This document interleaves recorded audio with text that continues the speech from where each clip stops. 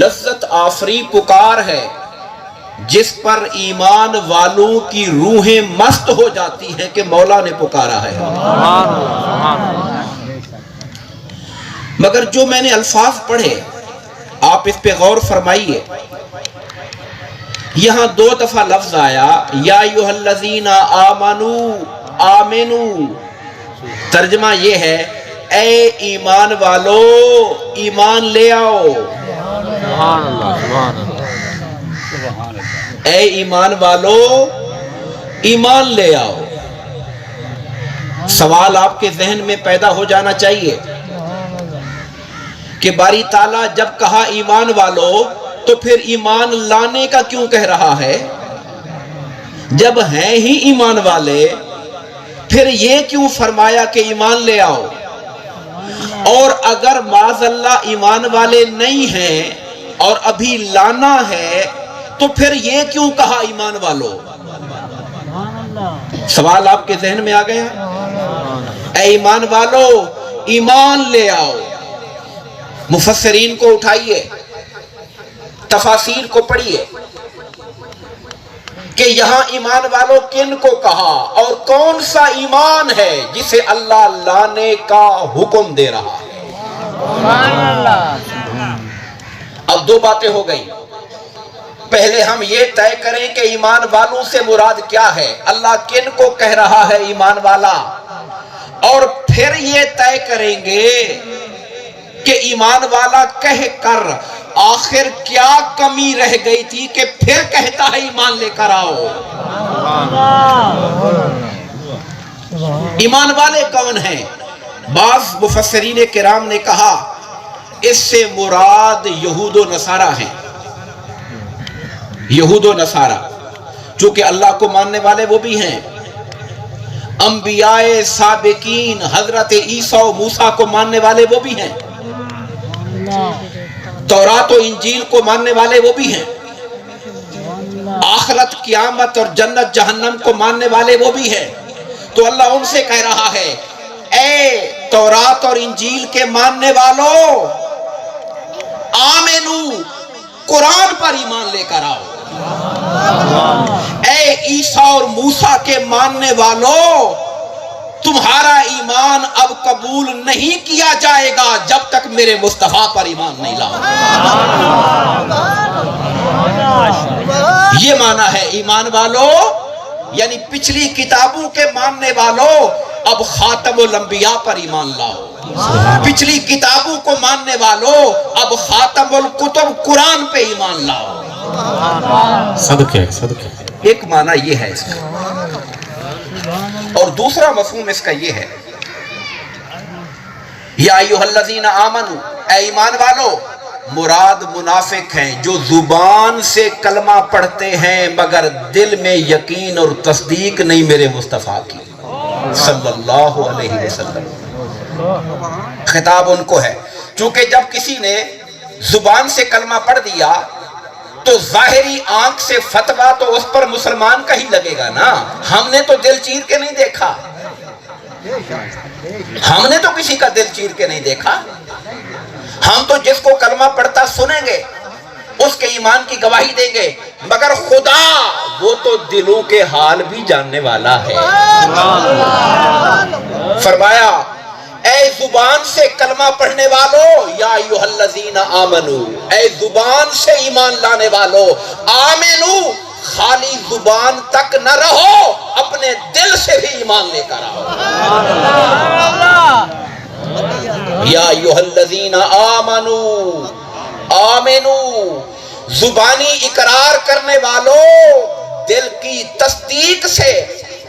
اور منافقوں کو اصل چڑ اور اصل قد اور اصل ان کا بغض کن سے تھا؟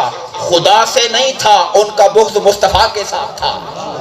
تو گویا یوں کہا جا رہا ہے اے خدا کو ماننے والو، کتابوں کو ماننے والو، رسولوں کو ماننے والو، تمہارا خدا کو ماننا قبول نہیں ہوگا، میرے مصطفیٰ کو مانو. سبحان اللہ سبحان اللہ. علماء اہل سنت، علماء اہل سنت. یعنی یا ایھا الذین آمنو زبانی اقرار کرنے والوں، خالی خدا اور آخرت کو ماننے والوں، محض اللہ کا اور آخرت کا توحید کا ماننا قبول نہیں ہوگا جب تک توحید کو واسطہ وسیلہ مصطفیٰ سے نہیں مانا جائے گا۔ سبحان اللہ، سبحان اللہ، صدقے صدقے۔ حاضر عزیز وقار، ایک تیسرا مفہوم ہے اور وہ یہ ہے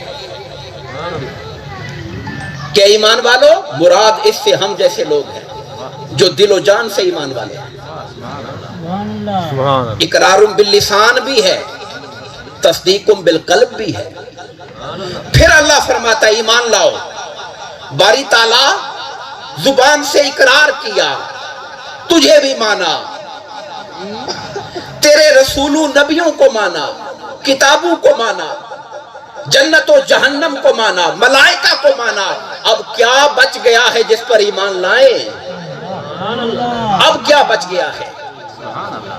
تو فرمایا سنو اے ایمان لانے والو، ایمان کا تم نے اقرار و تصدیق کر لیا، مگر ایمان لاؤ جو وجہ تصدیق ایمان ہے، جو وجہ استحکام ایمان ہے، جو وجہ وجود ایمان ہے، جو وجہ وجود کائنات ہے، جو وجہ ظہور خدا ہے، میرے مصطفیٰ کی ذات، ان کے ساتھ اپنا تعلق پختہ کرو جو کہ اصل ایمان ہے۔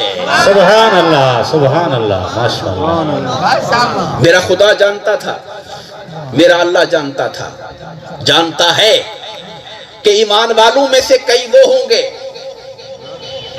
جو کہیں گے لوگوں اپنے علم کو پختہ کرو، علم کے بغیر ایمان نہیں۔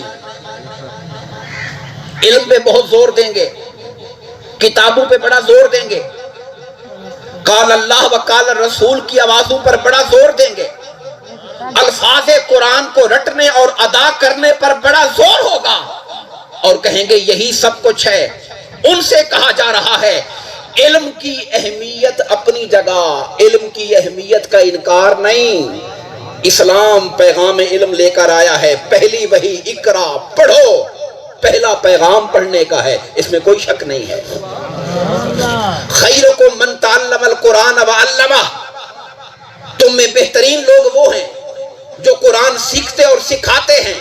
علم کی اہمیت کا انکار نہیں، اس کے منکر نہیں، مگر یاد رکھو جو بقائے ایمان ہے، جو وجود ایمان کی ضمانت ہے، وہ علم نہیں کچھ اور ہے۔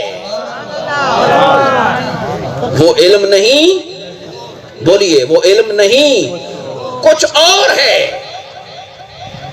اس لیے کہ بڑے بڑے علم والوں کو بھٹکتا ہم نے دیکھا ہے۔ ابلیس کون تھا؟ ملائکہ میں عزازیل کہلاتا تھا، چوٹی کا عالم تھا، ملائکہ کی ایک جماعت کا استاد تھا، ان کو عبادت کے طریقے سکھاتا تھا، مگر علم کی کثرت اور علم پر زام اور تکبر نے اسے اٹھایا اور شیطانت کے گڑھے میں ڈال دیا۔ علم تھا مگر ایمان نہ بچا سکا، علم تھا مگر ایمان نہ بچا سکا۔ اور حاضرین عزیز وقار، آپ یہودیوں کو دیکھیے، وہ یہودی جو مدینے میں میرے آقا کے آنے سے پہلے آباد تھے، 3 قبیلے تھے، بنو نذیر، بنو قینقاع، بنو قریظہ۔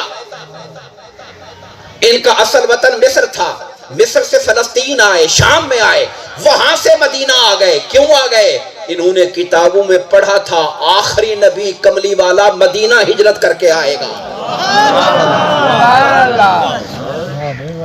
پیغمبر آخر الزمان کے انتظار میں انہوں نے مدینہ میں ڈیرے ڈال لیے تھے کہ وہ یہاں پر آئیں گے، ہم پہلے پہنچ جائیں۔